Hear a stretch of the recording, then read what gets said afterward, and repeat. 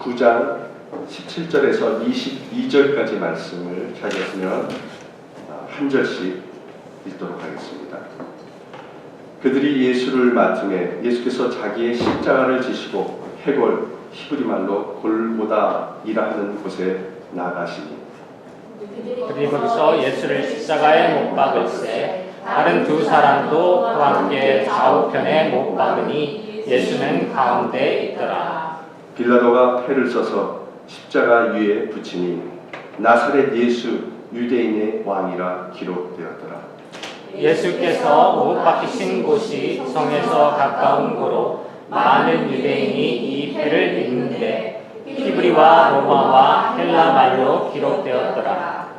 유대인의 대제사장들이 빌라도에게 이르되 유대인의 왕이라 쓰지 말고 차칭 유대인의 왕이라 쓰라 하니 빌라도가 대답하되 내가 쓸 것을 썼다 하니라. 아멘. 우리 옆에 앞뒤 좌우사람에게 인사하겠습니다. 주님의 이름으로 축복합니다. 사랑합니다. 축복합니다. 축복합니다. 축복합니다.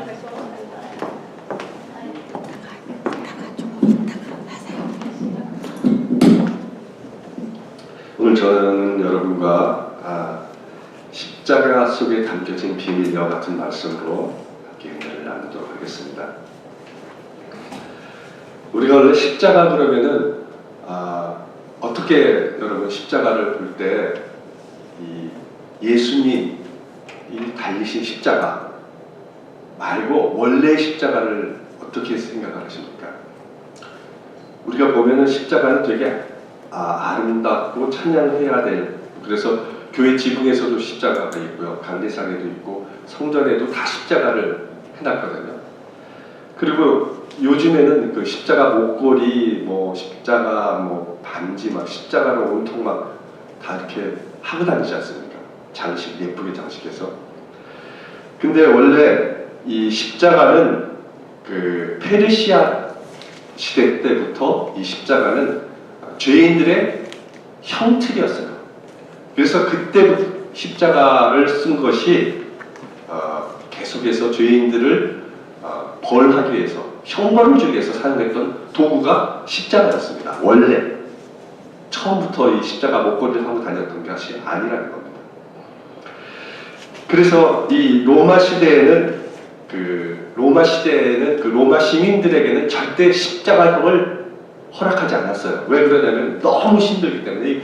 이 십자가형의 형벌이라는 것은 사람의 최악의 이 고통을 느끼고 죽이게 하는 방법이 십자가입니다. 그래서 로마 시대 때는 로마 시민들에게 십자가형을 주지 않았어요. 그냥 단두대에서 이렇게 처형을 했죠.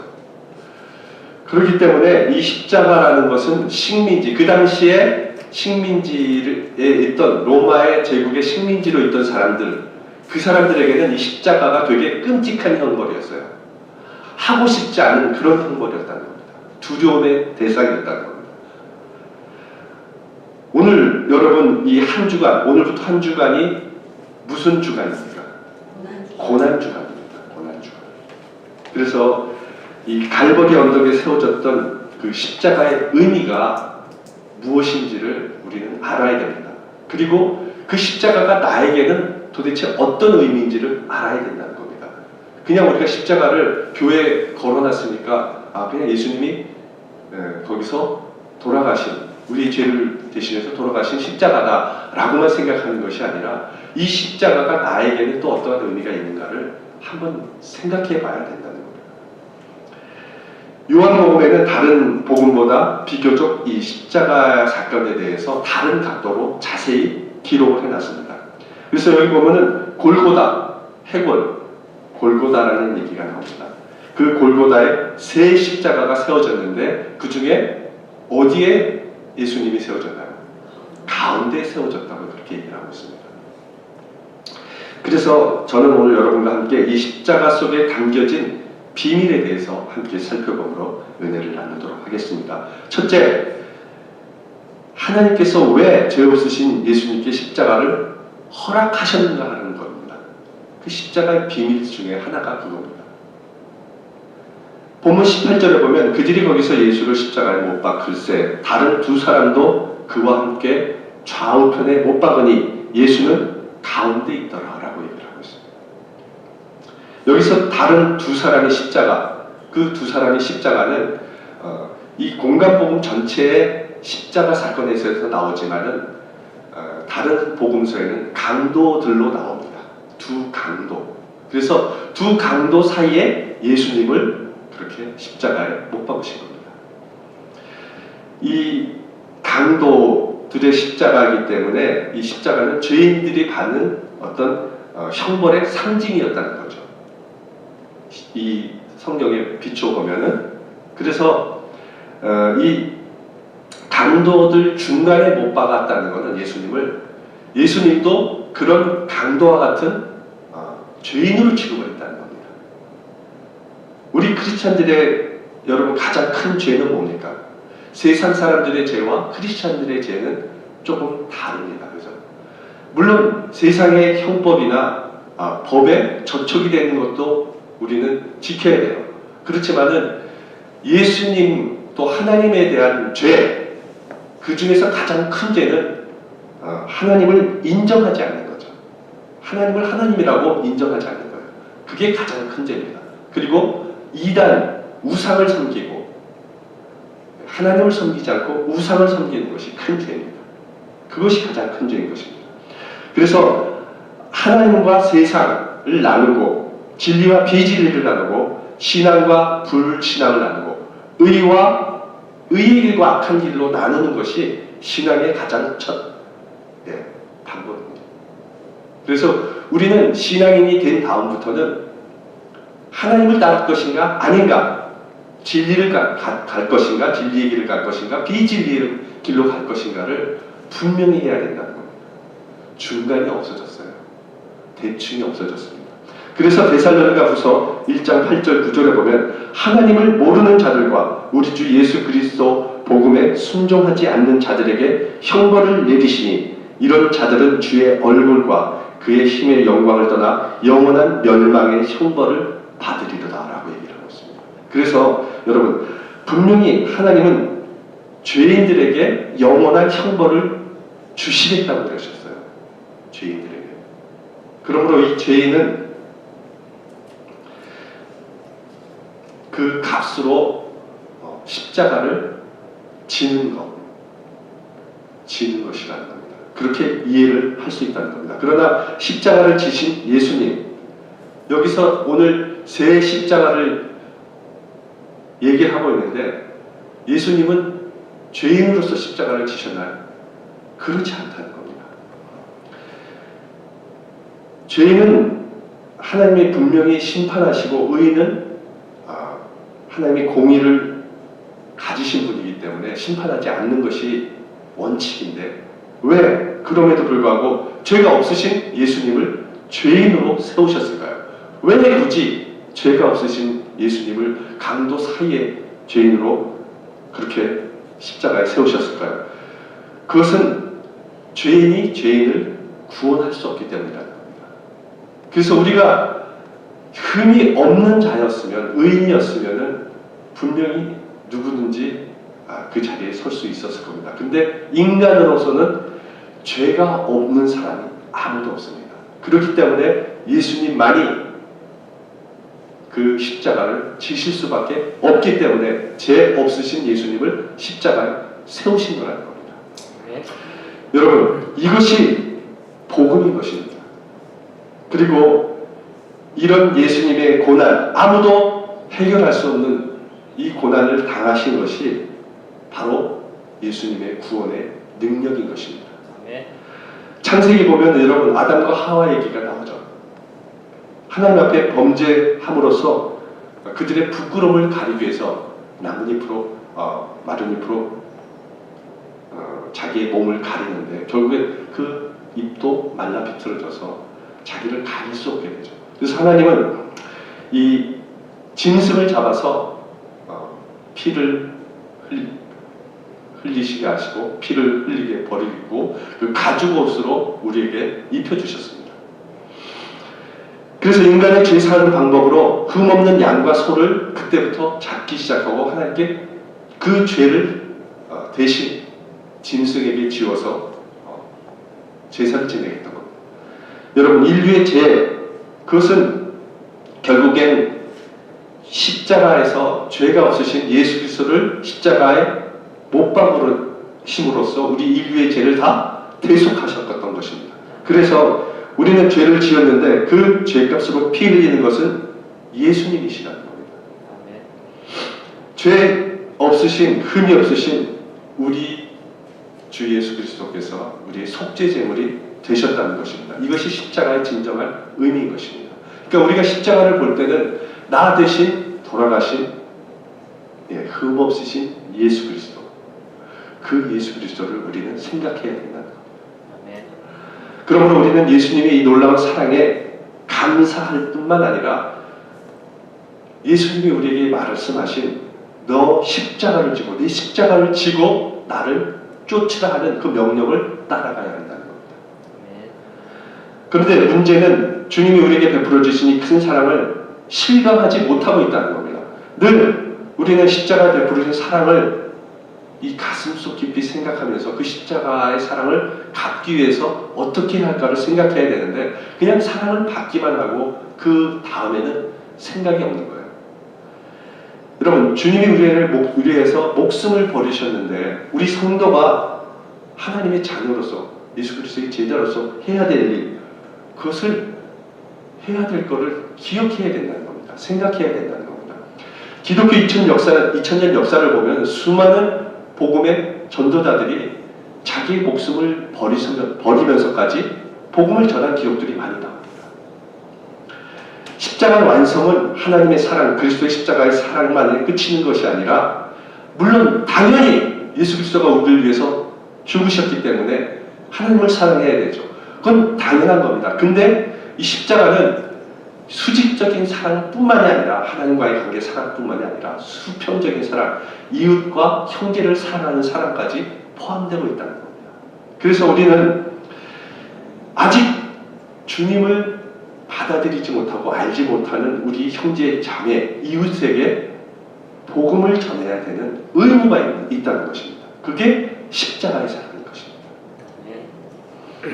우리나라 최초의 선교사 부한말 제네럴 셔먼호를 타고 대동강 강가로 온 그 토마스 선교사님을 아실 겁니다.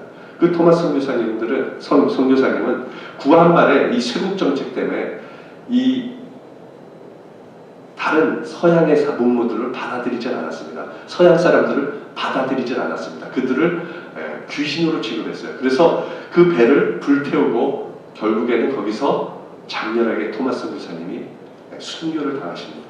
그리고 성경을 그래도 그 죽음 속에서도 전하셨습니다.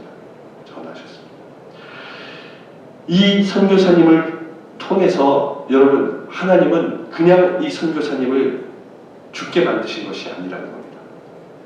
그 순교의 피값으로 우리에게 복음을 전하기 위해서 오셨다는 겁니다. 그 성경 한 구절을 전하기 위해서 오셨던 겁니다.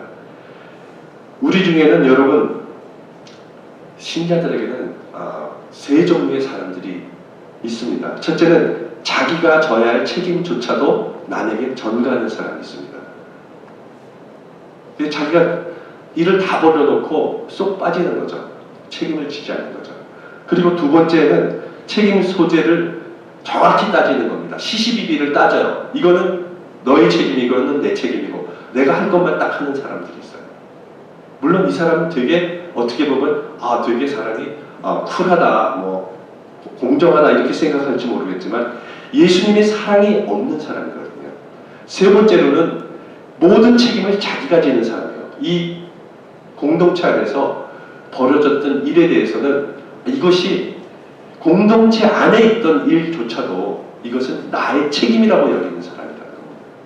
다른 이웃이 저질렀던 죄조차도 그것을 나의 죄로 같이 감당해 나가는 사람이라는 겁니다. 희생적인 사람이라는 거죠. 여러분, 그 사랑이야말로 진짜 예수 그리스도의 그런 그리스도인의 사랑인 것입니다. 여러분, 우리는 그런 자가 되어야 된다는 겁니다. 희생적인 사랑을 가진 자가 되어야 된다는 겁니다. 하나님은 왜 십자가에 달려서 스스로 희생하셨습니까? 하나님이신 예수님. 자기의 희생을 십자가를 통해서 증명하셨던 것입니다. 십자가임은 이렇듯 자기 희생으로 인간들이 하나님을 믿어 바른 관계를 맺어가도록 하기 위한 최후의 수단, 마지막 보루인 것입니다. 여러분, 예수님이 마지막까지 자기의 목숨을 다 주셨는데 그거 이외에 다른 수단이 있겠습니까? 마지막인 것입니다. 여러분, 계속 제가 여러분에게 말씀을 전에도 드렸지만은, 여러분, 자기의 목숨을 버려서까지 남을 위해서 희생한 것 이상으로 최선의 방법이 있습니까? 최대의 방법이 있습니까? 내 목숨을 줬는데 어떤 것보다도 더 큰 것을 준 것이 그 이상 것은 없다는 것입니다. 하나님께서 이렇게 하시는 이유는 은혜 고난을 통해서 죄인을 변화시키려는 것이기 때문에 그렇습니다. 여러분, 우리는 인간들은 워낙 여러분 완악하고 고집이 세고 변하기 싫어하는 그런 습성들이 있기 때문에요. 자기의 희생을 하지 않고는, 내 것을 버리지 않고는 변화되지 않습니다. 내 목숨까지 주지 않고는 그 사람이 크게 감동받을 일이 별로 없다는 겁니다. 여러분, 우리 영혼을 구원하기 위해서, 다른 영혼을 구원하기 위해서 우리가 그 영혼을 위해서 회개하고 눈물로 씨를 뿌리고 희생할 때 그 영혼들이 변화받을 수 있다는 겁니다. 여러분, 이것이 성도의 삶인 것입니다. 사랑의 십자가만이 사람을 변화시킬 수 있는 힘이 있는 것입니다. 거기에 십자가의 능력이 있는 것입니다. 여러분, 우리가 십자가 아무리 불러도 그것을 사랑으로 실천하지 않는 그 십자가의 사랑은 능력을 나타낼 수 없습니다. 희생하지 않고는 여러분, 누구도 그 사랑을 알 수 없습니다. 사랑하는 성도 여러분, 여러분 모두 죄 없으신 예수님이 십자가를 지셨으므로 우리가 구원을 받을 수 있었던 것처럼 여러분의 자그마한 희생, 자기 희생을 통해서 많은 영혼을 구원하고 그 희생으로 주의 나라를 위해서 헌신하는 여러분 되시기를 예수님 이름으로 축원합니다. 둘째로, 하나님께서 왜 하늘의 권세를 가진 예수님께 십자가의 고난을 허락해 주셨을까요? 여러분, 예수님은 누구십니까? 하나님의 아들이시잖아요. 그는 하나님의 아들로 만물을 다 지으신 분이시잖아요. 그런 권세를 가지신 분이, 다 할 수 있는 분이 왜 굳이 십자가에 달려 돌아가셨을까요? 그런 얘기입니다. 그런 큰 능력을 가지신 분이 다 해결할 수 있는데 왜 그렇게 해결하지 않았느냐는 겁니다. 여러분, 강도가 진 십자가, 그 십자가는 피할 수 없는 십자가였을까요? 맞습니다. 이 두 강도는 그런 능력이 없습니다. 능력이 없기 때문에 십자가를 질 수밖에 없었어요. 그러나 예수님은 능력이 없어서 십자가를 지신 분이 아니라는 겁니다. 다릅니다. 그래서 얼마든지 자기 일을 지킬 수 있으셨어요. 죽은 자를 살리시고, 여러분, 바다를 잠잠케 하셨던 분이 왜 능력이 없어서 십자가에 올라갔었겠습니까? 그렇지 않다는 겁니다. 거기엔 분명한 이유가 있습니다. 그것은 부활의 영광을 위해서 그렇게 하셨던 겁니다. 예수님께서 십자가에 매달리실 때 세상이 예수님을 이긴 것 같았습니다. 죄악이 선을 이겼고 폭력이 온유함을 꺾은 것 같았습니다. 그러나 아닙니다. 십자가는 곧이어서 부활의 권능으로 나타났던 것입니다. 부활이 없다면 십자가는 아무 의미 없는 죽음일 뿐일 것입니다. 그러나 사망 권세를 이기시고 부활하신 예수님을 통해서 오히려 하나님의 영광이 높이 드러나게 되었던 것입니다. 그것이 하나님의 지혜인 것입니다.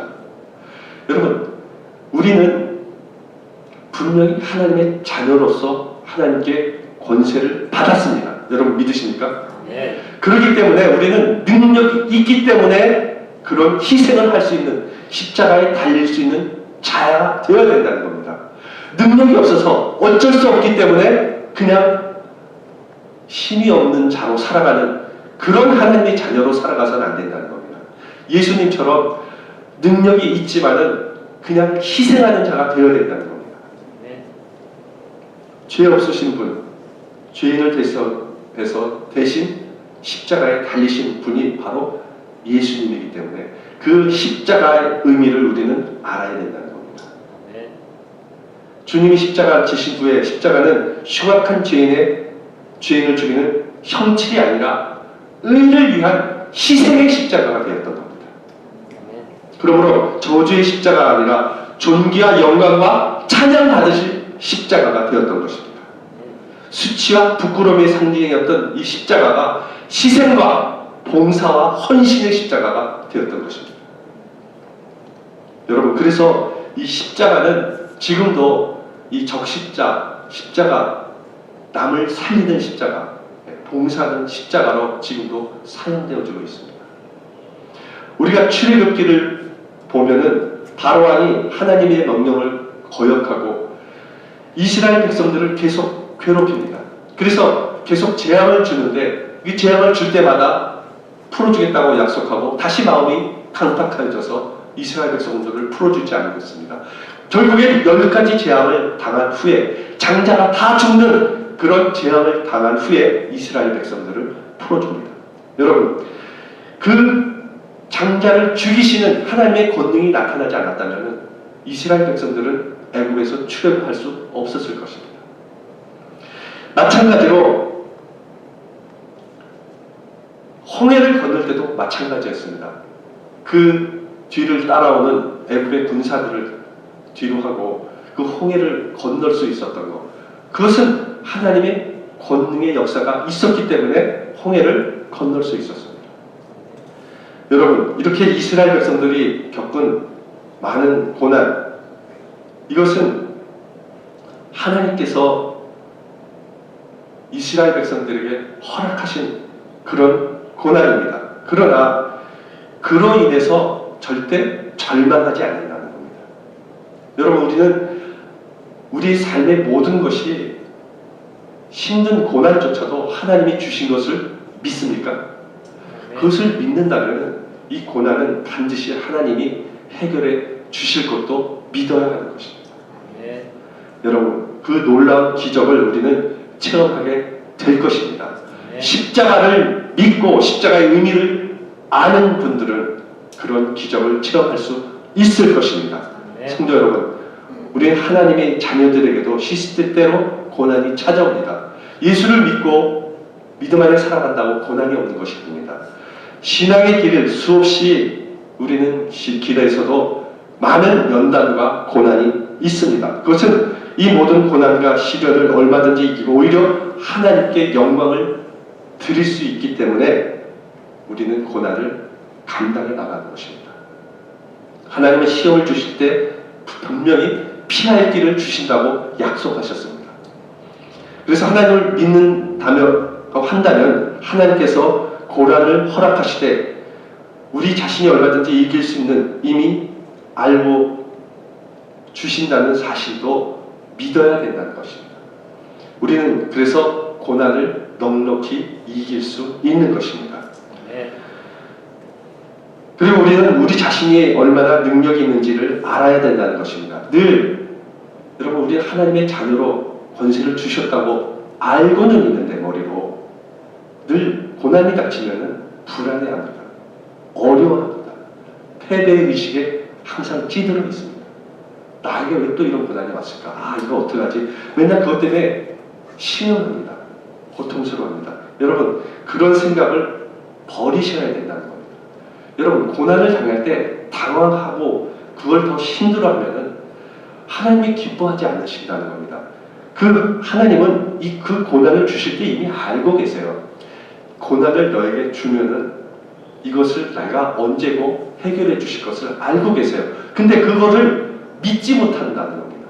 이 고난이 나에게만 주시는 것이고 이 고난 가운데 맨날 힘들어하는 것입니다. 여러분, 그런 삶을 살지 말라는 겁니다. 하나님은 반드시 고난을 허락하셨기 때문에 고난을 해결해 주실 줄 믿어야 된다는 겁니다. 네.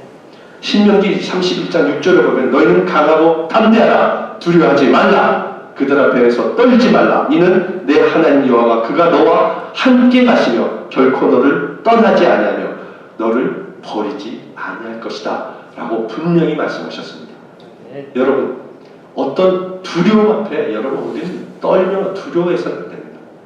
담대해야 됩니다. 강해야 되는 것입니다. 여러분, 염려와 불안에 떠는 것은 불신앙인 것입니다. 여러분, 그 시간에 차라리 하나님 앞에 기도하십시오. 네. 순교자 스데반은 비록 돌에 맞는 순교를 했지만 그의 삶은 불행으로 끝난 것이 아닙니다. 그가 그렇게 돌에 맞아 죽었을 때 그의 얼굴은 천사같이 빛을 났다고 그렇게 이야기하고 있습니다. 여러분, 하나님이 힘 주시면은 우리는 그 순교의 사명까지 감당할 수 있는 것입니다. 네.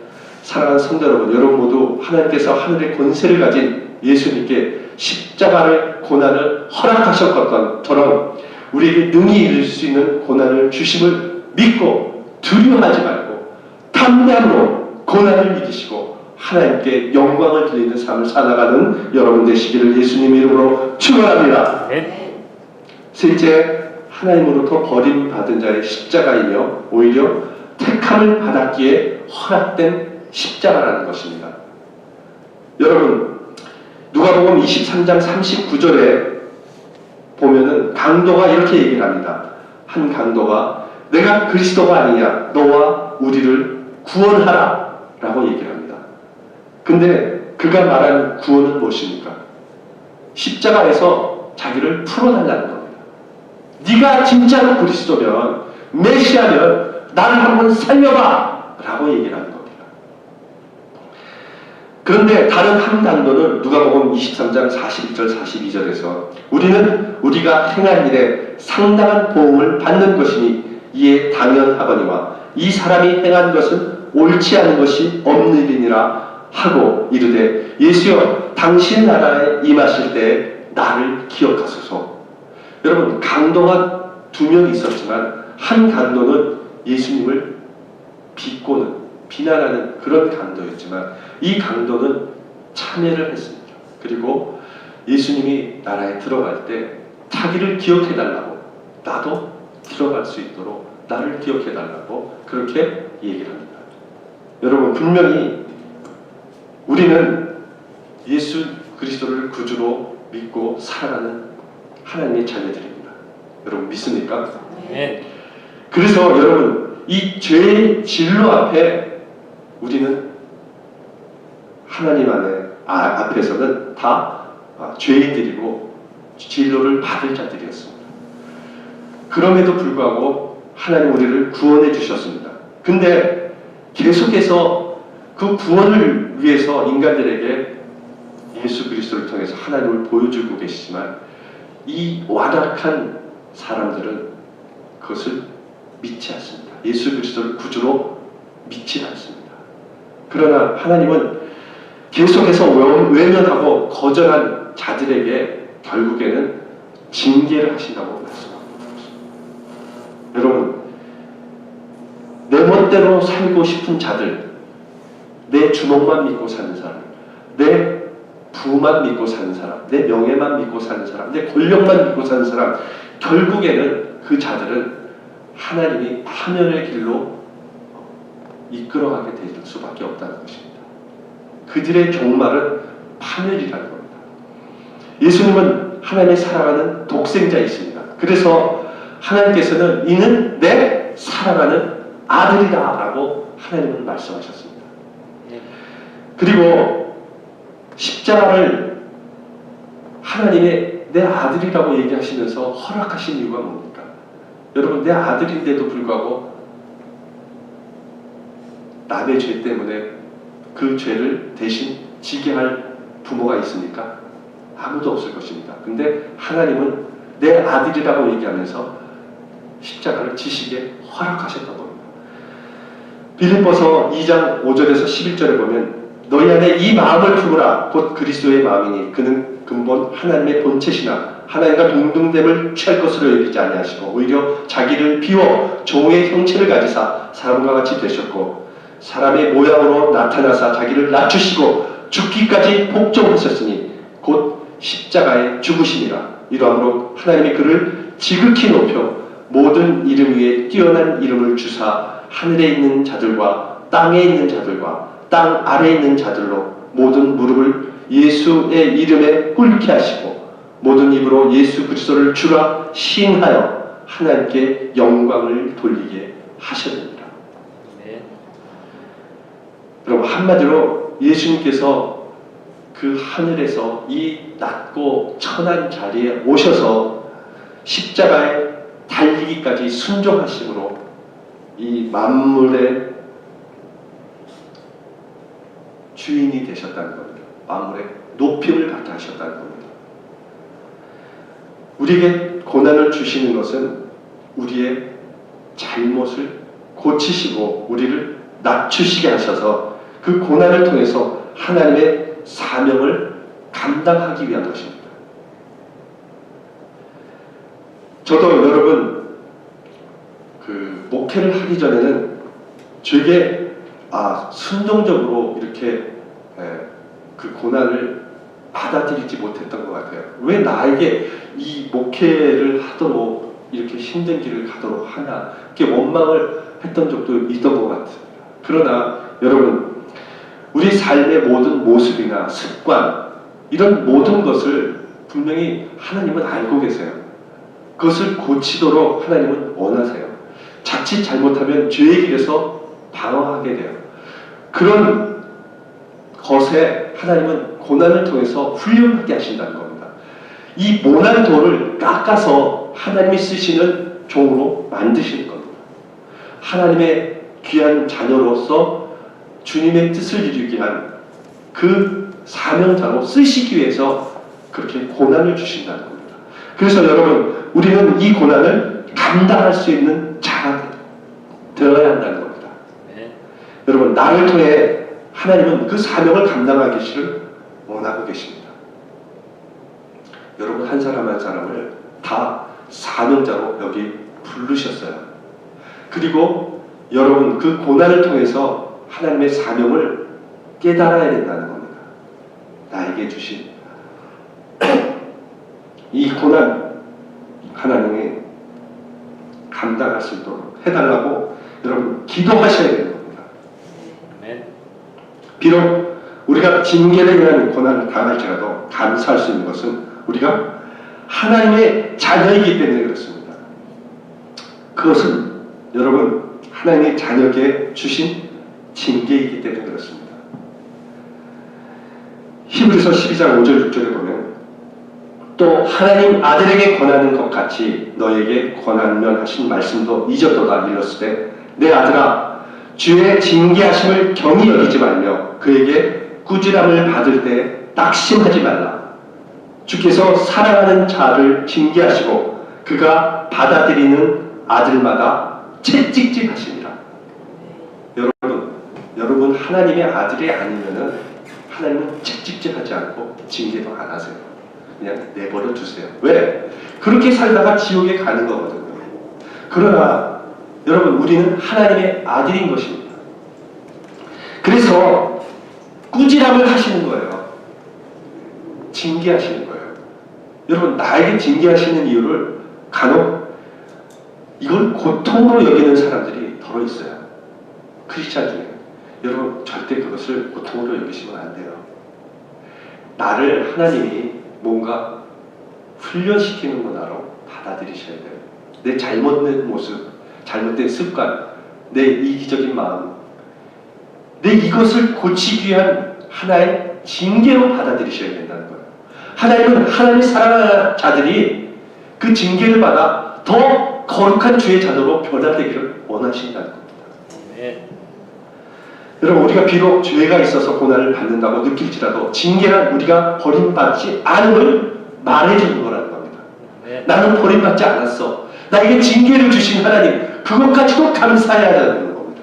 네. 여러분 우리가 자식들을 보면은 알잖아요. 내 자식은 잘못될까봐 잘못된 것을 보면은 야단도 치잖아요. 그러나 남의 자식을 쫓아다니면서 여러분 야단치십니까? 그렇지 않아요. 그러다가 싸움 나죠. 잘못하다가. 그런데 여러분 자기 자식들은 잘못된 길로 가는 것을 야단을 쳐요. 그 길로 가면 안 되니까. 여러분 하나님은 그런 징계를 우리에게 하시고 계신다는 겁니다. 네. 여러분 우리는 언제나 우리 안에 있는 그런 고난들, 그것을 이유 있는 고난으로 받아들여야 되는 것입니다. 오늘 여러분 이 우리 삶에 고난을 허락하시는 그 하나님, 그것은 넉넉히 우리가 그것을 이길 수 있기 때문에 주시는 고난인 것입니다. 이미 허락하신 고난이십니다. 네. 여러분 패배의식이나 불안한 생각을 절대로 하지 마십시오. 내가 가지고 있는 지금 이 고난의 틀에서 나는 불행하다, 버렸다, 버려진 자식이다. 여러분 절대 그렇게 생각하시면 안 됩니다. 여러분 하나님의 영광에 동참할 수 있는 자가 될 수 있다는 것을 먼저 기억하십시오. 이 고난을 통해서 나를 깎고 내가 더 하나님의 자녀로 하나님의 모습으로 변화되는 시기로 여기시는 여러분 되시기를 예수님의 이름으로 축원합니다. 네. 종교개혁자 마르틴 루터는 어느 날 재미있는 광경을 목격합니다. 어느 고학생이요 옆에 살았어요. 이웃집에. 근데 이 고학생이 돈이 너무 없다 보니까 행인들에게 구걸을 했어요. 여기 미국에 오니까요. 한국에는 그런 팻말을 저희 본 적이 없어요. 홈레스 이래가지고 뭐 김미머니 뭐 이렇게 또 페니 이렇게 해가지고 김미원 페니 뭐 이래가지고 이렇게 팻말 들고 있는 사람들이 어저께도 봤어요. 되게 많더라고요. 뭐 고속도로 무슨 이런 중간중간에. 근데 이 고학생도 그렇게 팻말을 들고 돈을 구걸하고 있었어요. 근데 옆집에 있는 큰 체격을 가진 어떤 사나이가, 우락부락하게 생긴 사나이가 이상하게 생긴 이 긴 막대기 같은 걸 들고 막 달려나오는 것이었어요. 그러자 이 고학생은 그 사람이 자기를 때리는 줄 알고 도망가게 됩니다. 잡히면 죽을까봐 진짜로 목숨을 걸고 도망갑니다. 그런데 그 건장한 사나이는 그 막대기 같은 걸 들고 계속 그 고학생을 쫓아오는 겁니다. 여러분, 이 고학생이 불쌍해서 이 사나이가, 옆집 사는 사나이가 물론 되게 인상이 그렇게 곱지만은 않았어요. 주름살지고. 그런데 되게 순박하게 생긴 사나이였어요. 이 불쌍한 고학생을 도와주기 위해서 큰 치즈덩이를 주려고 나왔던 건데 이 고학생은 자기를 때리려고 하는 건지 알고 이렇게 도망갔던 겁니다. 이 사건은 루터는 그의 저서에서 탁상 어록이라는 그의 저서에서 인간과 하나님의 관계에 대해서 예로서 이렇게 글을 실었습니다. 학생은 도망치기 전에 그 사나이가 체격이 크긴 했지만 이마에 주름이 깊게 잡힌 인자한 그런 얼굴로 손에 든 것이 치즈임을 먼저 보았어야 한다는 것입니다. 우리 인간들은요, 하나님이 분명히 우리를 도우시려고 따라와요. 근데 도망간다는 겁니다. 무서워서 도망가고요. 고난이 싫어서 피해서 달아나요. 하나님을 가까이 하려고 하지 않는다는 겁니다. 여러분, 분명히 하나님은 우리에게 벌을 주시려고 우리에게 달려오는 하나님이십니다. 그런 하나님이 아니라는 겁니다. 우리에게 영원한 생명을 선물로 주려고 그 선물을 안고 오시는 분이라는 겁니다. 근데 우리는 그 생명 가운데 있는 것을 받으려고 하지 않고 그냥 도망다닌다는 겁니다. 도망간다는 겁니다. 여러분, 많은 사람들이 구원의 선물을 주시려고 오시는 하나님을 맞아들이지 않고 달아나고 있다는 겁니다. 지금도 그렇습니다. 여러분, 복음을 전하고 그 구원의 선물을 주려고 하는 세상 사람들을 보면은 다 다 손짓을 하면서 달아나 버리고 맙니다. 그와 같다는 겁니다. 여러분, 우리는 그런 삶을 살아서는 안 됩니다. 지금 예수님의 고난을 깊이 생각하는 우리는 사순절을 맞이했습니다. 감사한 것은 이 십자가 속에 담겨진 비밀을 세상의 지혜롭고 능력 있는 사람에게는 숨기시고 어린아이와 같이 순수한 믿음을 가진 성도들에게는 여러분 알려주셨다는 점입니다. 여러분, 그런 순수한 하나님의 자녀임을 믿으십니까? 네. 여러분, 마태복음 11장 25절에 그때 예수께서 대답하여 이르시되 천지 주제이신 아버지여, 이것을 지혜롭고 슬기 있는 자들에게는 숨기시고 어린 아이들에게는 나타내심을 감사하나이다. 감사하나이다. 여러분, 복음은 순수하게 받는 자들에게 구원의 은혜가 임하게 됩니다. 아멘. 그냥 받아 누리십시오. 하나님이 주실 때 모든 것을 다 내 것으로 받으십시오. 우리 사랑하는 성도 여러분, 여러분 모두 우리를 위해 고난의 십자가를 지신 예수님, 하나님의 아들로 많은 권세를 가지시고 있지만 십자가의 고난을 감당하신 예수님을 생각하며 우리에게 주신 고난의 십자가를 달게 지고 그 십자가의 구속의 은혜 속에 감사함으로 열심을 다하여 주님의 일을 행하며 살아가는 여러분 되시기를 예수님의 이름으로 축원합니다. 기도하겠습니다.